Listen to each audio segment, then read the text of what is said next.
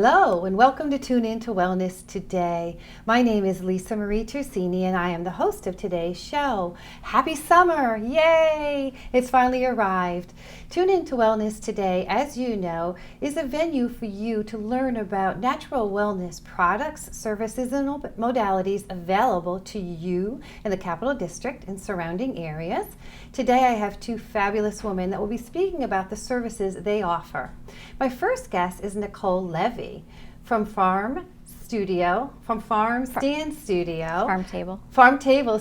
sorry, That's Nicole. okay. She is a mixed media collage artist. She is also a blogger and a writer. Welcome, Nicole. Thank you for having me. Thank you for being here, and I'm sorry about Oh, that. no, it's Say fine. the name one more So time. it's Farm Table Studio. Love the name. Yes. Where did that derive from? So I grew up with a mom and her sisters and neighbors always around the table, gathering and talking and sharing recipes and things about wellness and just life. And I was the little girl at the table or under the table just listening to that connectivity.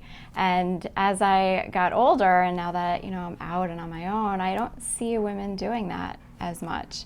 I think we've lost something in this fast-paced world that we live in, especially when it comes to social media. It's very easy to send a Facebook message or send a text message versus really holding a place to gather. I just don't see people doing that anymore. And so my goal is really to bring women together. And one of the places I do that is at my farm table. I love it. I absolutely love that. And are you from the South by any chance? I am not. You no. are not. That was you would see that a lot in the South, Yeah. where moms and grandmoms and children Right. would all come together, and I love Yeah. it. I absolutely love it, and I grew up that way as well. Right. So you are a collage artist. I am. Tell everyone in the audience, what does that mean? So mixed media collage is any medium that you want that comes together. So usually an artist will paint or draw or use one medium, but with mixed media collage you can use all of them together. So I use paint and paper, fabric, found items, a variety of things make their way into my pieces. Wonderful. I love your mission, and that is to help women connect or reconnect, Right. to that creative aspect that they have within themselves. Yeah. So what drove you to do this? What drove you to decide I'm going to focus on mixed media and helping women find that creativity? Well, starting with mixed media, it was just something that I felt really drawn to about 7 or 8 years ago. I would see pieces here and there and think, wow, how does somebody even go about putting that together? And I was always very creative, but didn't major in art in school and had kind of lost touch with that, and found a class locally and started taking as many classes as I could once I started, and just loved it so much. But as I was doing this and going through my own personal journey, I also started to discover how healing it was for me, and started doing it with friends and saw what it was doing for them, how it was opening up a part of them that they had lost and being able to reconnect with that. And as they were doing that, how that was improving not just them, but their lives, in general. It made them better able to connect with their families, their friends, loved ones, and basically, their environment and the circle around them. Tell us how that happens, if you would.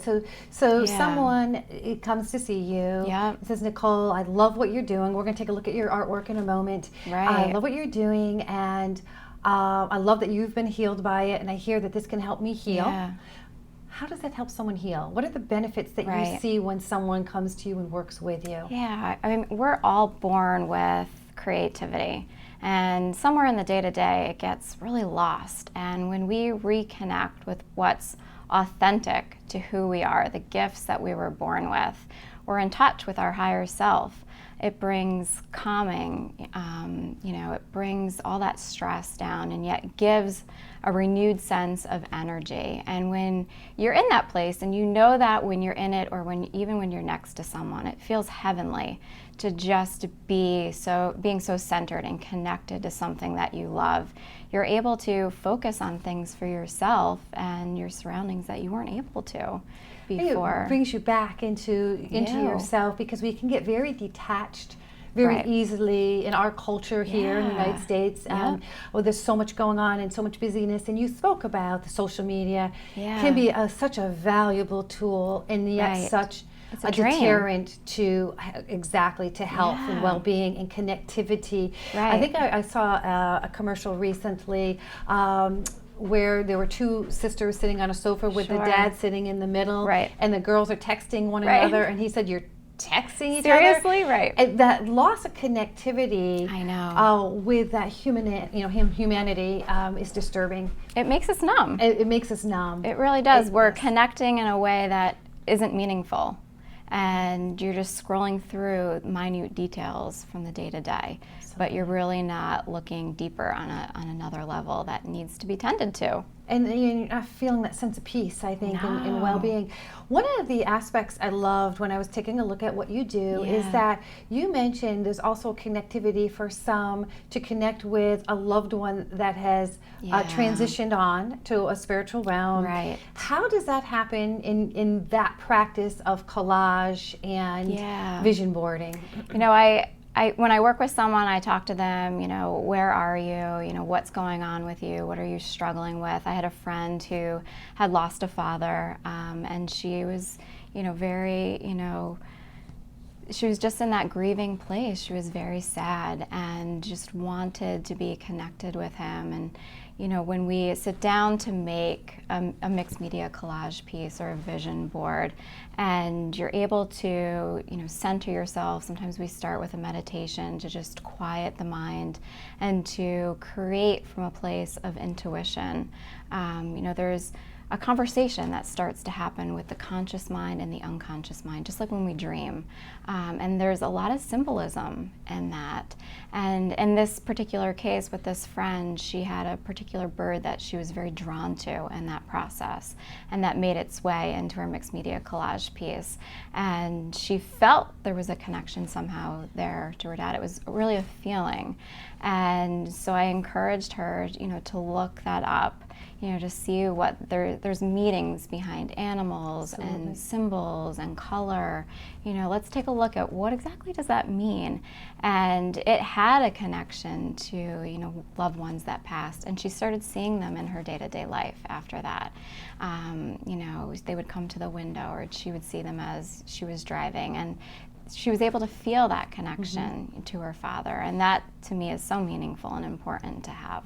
So in that aspect, seeing that, feeling that connection, when you say see Right. them, she saw the birds. She literally saw the birds correct. in real life. And yes. so when they came to her, what happened? Did it give her peace? It gave her peace. It gave her happiness. It gave her that sense of connection that she had lost in the physical world with him. She was able to reestablish that in some Very way. beautiful, and I am so glad you do that. We are always connected Yes. to our loved ones, but we lose sight Right. of that sometimes.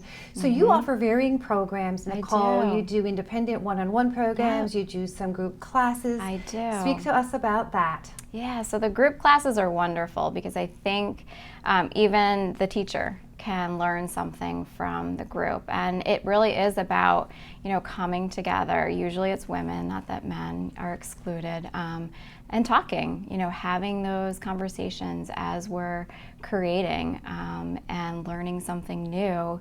As I'm teaching about vision boards and having that conversation, someone may have a story or perspective that, they bring to the group that someone hadn't thought about, and it just opens up your eyes to a new way of looking at something. So it's more about, it's not just about, the artwork or the vision board. It really is about, coming together as community, as women, and having those conversations that people used to have all the time. And connecting. Yeah. Right. And as you speak about that, I remember years ago, and I'm much older than you are, but years ago, women would do that. When a woman typically stayed home, so Right. I'm talking that generation, 40s That and was 50s my mom. and so on. She had stayed home. They right. would do parties at Yep. home. They'd have home parties, Yeah. and I will not mention any names, but there was a variety of them, and that was one Yeah. way for women to come together. Exactly. Not sure that was a way that they connected with their creativity, but it was a Right. way for women to support one another. This is Exactly. going to a whole nother level. Right. Let's come together as women, let's communion together, and also learn to become authentic Right. with ourselves. Would you kindly show the audience some of your pieces and just talk a little bit about what they are? So absolutely. So this is a mixed media collage piece, and this is made of paint and paper, fabric. There's a doily in there.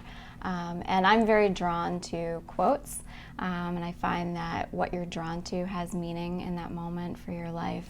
And I find a lot of women are drawn to these pieces as well, either for themselves or they think of them for their daughters or their granddaughters. And so I like to add quotes to a lot of my pieces. Yeah. And then the one behind it is a vision board. And vision boards are wonderful as a tool if someone is looking to manifest something in their life, or even if they're feeling stuck and they're not sure where to go. It's important to take the time to sit with yourself and to quiet the mind and flip through magazines and visuals and see what you're drawn to and start to think about, why am I drawn to that and what meaning does it have? Sometimes it's very literal, and sometimes it can be much more symbolic. Yeah. Therein lies the answer. We all have the answers within us, right? We do. So part of the process, and I think that this process that you do and what you teach is to unclog a lot of the emotions so that the answers can rise through us and we have the answers, correct?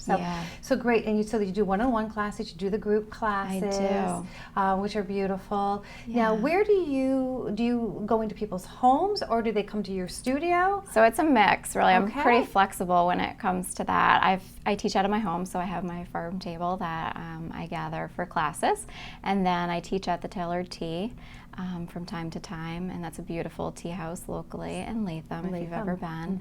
And then Albany Art Room is another location that I teach. And then if someone wanted to gather in their home with women, and really have that, that to reconnect with the women in their lives in a setting that is comfortable for them, that's something that I'm open to as well. Wonderful. Take any one of these three pieces and talk to the audience a little bit about how you would work with them. So they were coming to see you, Nicole. I really feel like I'd love your assistance. Right. I'd like to do a collage. Yeah. So I like to talk to people about, what draws them to collage, what do they see in it that, they're drawn to. I like to talk to them too about where they find their creativity. What are they drawn to when it comes to creativity? I find a lot of times women will come and say, I used to be so creative. I went to school sometimes for art, they'll say, or I was always making things, and then I got married and I had babies and I had kids, and 20 years has gone by and I'm stuck and I don't even know where to begin. And so I sit with them and listen to, where are they at, and talk to them about what I do and how I do it, and we sit, whether it's one-on-one or in a small group, 'cause small groups work really well for this, and I walk them through a couple of the different ways that I approach it, and it's a fine balance of teaching and then letting go and giving them the space to feel that creativity, to let it flow, and to touch base with them and say, how are you doing, or what do you need, are you okay, are you feeling stuck? How long is a group session typically? 3 to 4 hours. Really? Yeah, for a group session, for mixed media collage. For a piece like this, I kind of approach it in 2 to 3 stages or phases, and so that first phase is really about getting down just a first layer, and finding, whether it's paint or paper, finding a color palette that you're drawn to, and that can be sometimes a bit of a challenge if you don't already have one in mind. So sitting with some of the pieces to see, this is what I'm drawn to, and getting that down, letting it dry a little bit, and then I find, and I even struggle with this sometimes too, is what you've put down in those colors and those papers and some of the paint is so pretty. It's hard to build upon that next layer. It's hard to let that go, but that's an interesting process, and in doing that and in trusting yourself to do that, that next layer that you're going to build is going to be just as beautiful as the first. Beautiful. And so we do that, and then the third phase really is about doing the detailing. Whether it's putting ribbon on it or words or making a particular piece pop a little bit more. So it does take at least 3 hours, and sometimes people will even take their pieces home and they'll say, oh, I have this thing in the closet that I've been hanging on to for 10 years, and I think this is its home. This is where it's going to wind up. Wonderful. What would you say is the most profound service or benefit or healing that one of your clients have received? Yeah. I get a lot of great feedback from clients, and I love to hear them, call or, message me, a week after and say that was better than therapy, or you're not going to believe this. I am, those red flowers that I put down on my piece, I'm seeing them everywhere now, and it brings them. I see my clients with more joy and happiness and connectivity and courage to move forward towards what's really calling them, and not getting as lost in the day-to-day details that was defining them. That's not what defines us. And to have that awakening, it's beautiful to see. It is. Nicole, thank you so much for what you do and for being here and sharing it with everyone. I greatly appreciate it. Thank you. I appreciate that too. If you would like more information about Nicole and the work she does, go online to farmtablestudio.com. Thank you. Thank you. Well done. Really great.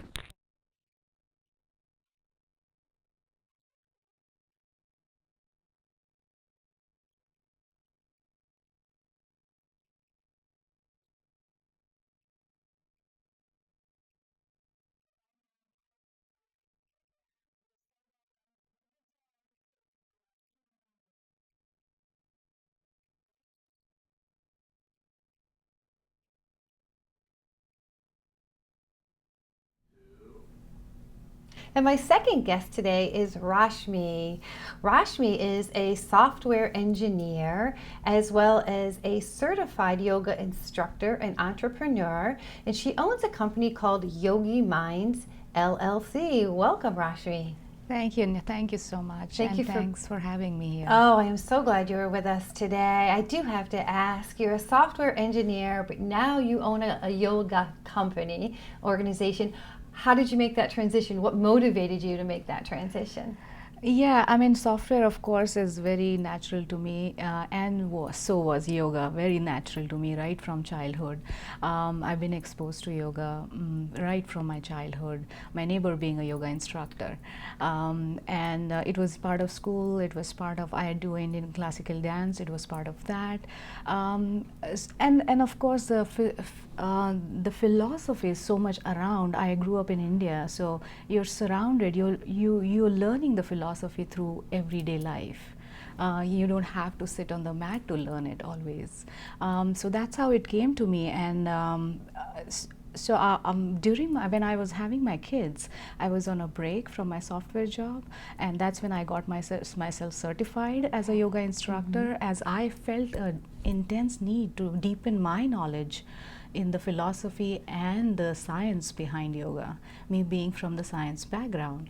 I would give a big credit to my teacher, Lauren Tulin, who really motivated me without really saying so, motivated me through her training, through her own practice, to bring this knowledge to the world outside.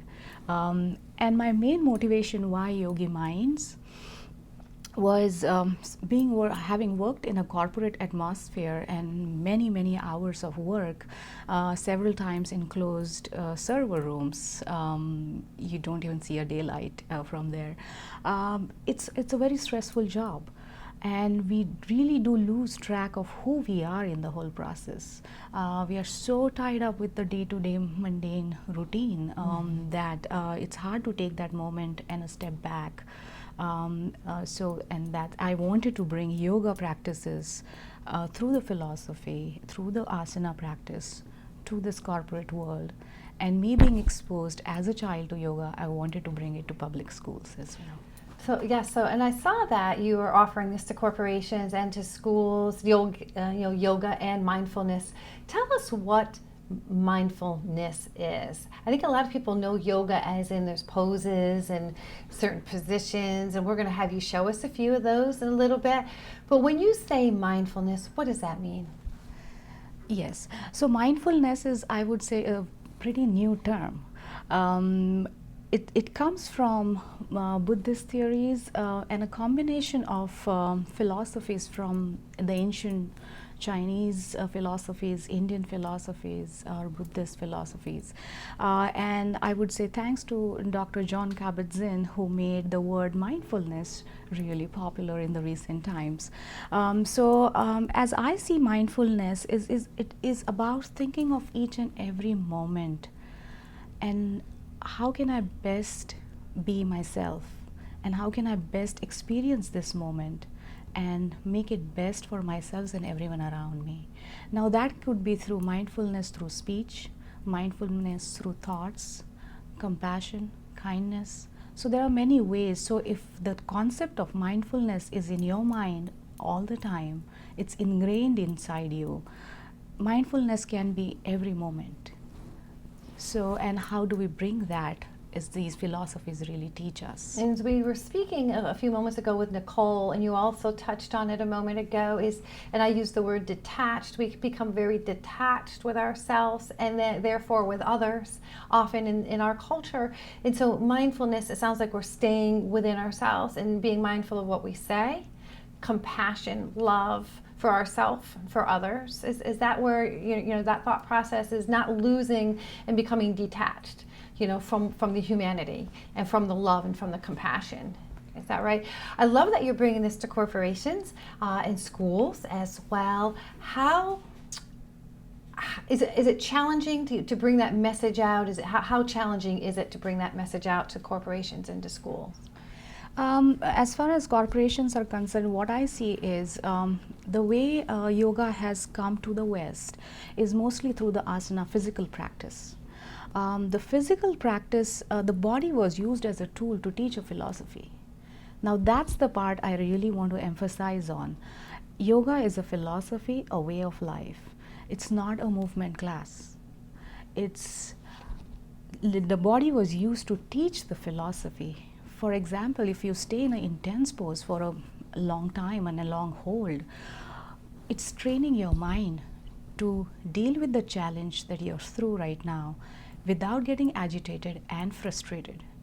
So it's not like a one-step process, it's a long journey. And what we are doing in today's life is our goals are always set on a destination. And the philosophy is trying to teach you to enjoy the journey. In yoga, there is no destination. So the journey is what is really going to give you the joys which will last. It's going to give you the experiences which will stay with you forever. The destination, the pleasures of the destination, once you achieve one goal, your mind is off onto the next goal. The next goal is never ending. Yeah. Have you found within your own personal life, now you have two young children, you said that now that you live in this mindfulness place and you practice yoga, have you noticed a difference within yourself and how you respond to your children, how you respond, to your co-workers? Yes, absolutely. It's a very, very transformative journey. Transformation is inevitable and it happens on a very subtle level inside you. And that does not mean that you will never get angry, you don't get agitated, you don't get frustrated. It's not that. It's not that you become so detached that you don't have feelings anymore. It's not about that. It's about being able to deal with your inside world. Because we talk a lot about stress management, but it's not really stress management, it's a management of your inside world. And from that perspective, a lot of transformation happens right from an infant to a child when we teach them breathing practices. My kids so many times will remind me, take 5, Mom.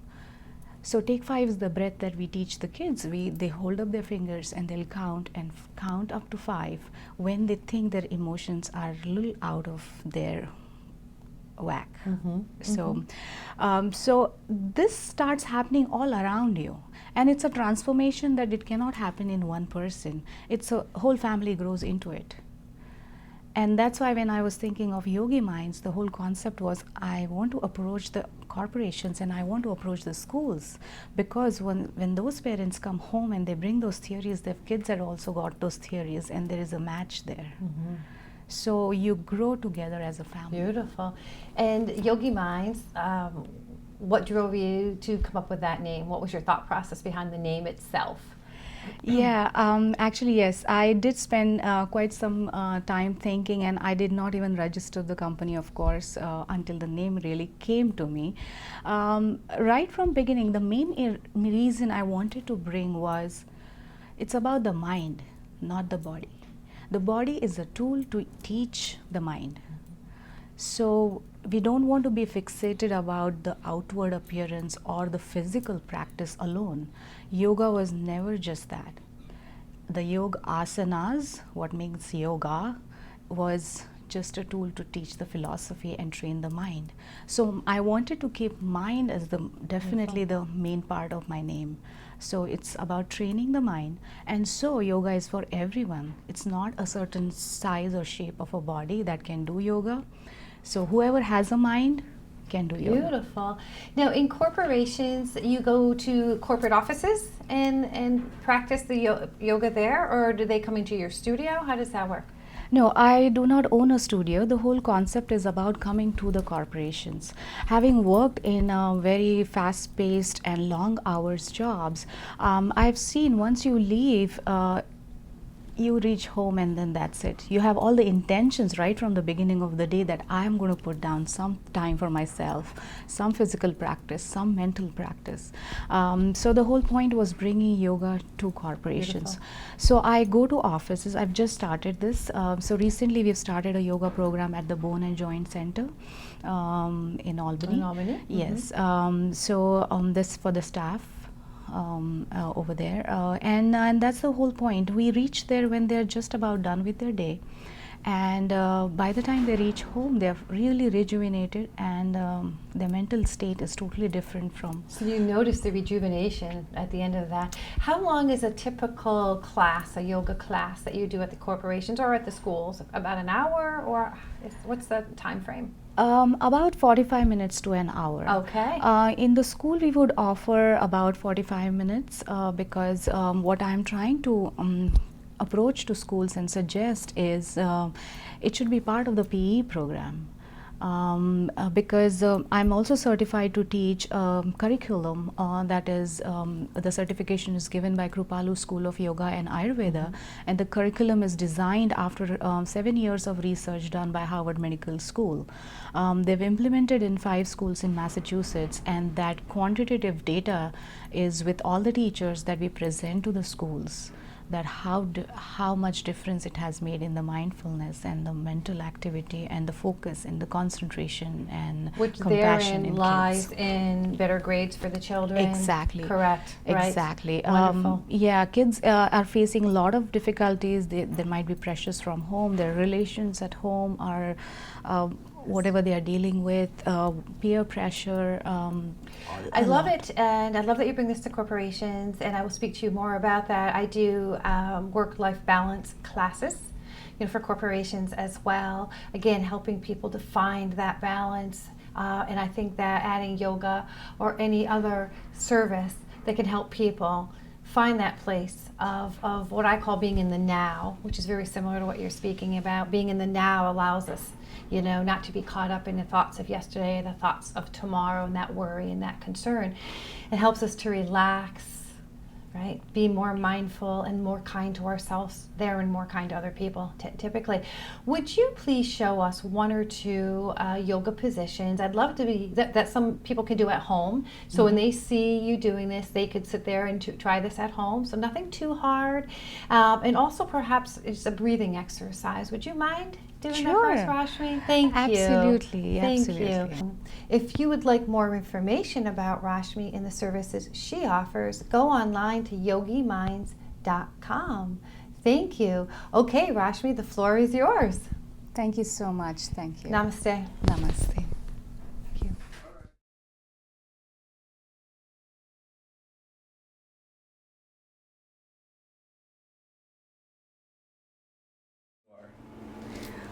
Namaste. So today we'll do a few physical postures by just sitting down in one place and followed by breathing exercises that you can do anywhere you are. You can sit on your chair or you can sit down on the floor, whatever is available for you. So sitting upright on the floor, making sure your spine is erect in a normal posture with the crown pushed towards the ceiling so that your breath is not constricted anywhere. And then with your eyes closed, palms are on your knees, we'll first just bring your focus on your breath.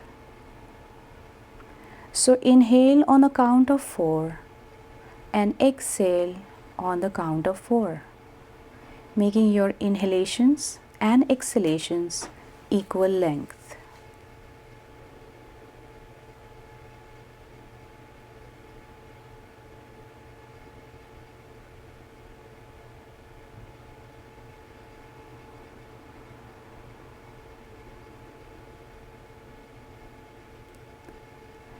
Then we'll practice some 3-part breath with your palms on your belly, and inhale into your belly, then your chest, then your throat, and then exhale out of the throat, chest and tummy. 3-part inhalation and exhalation on your own breath.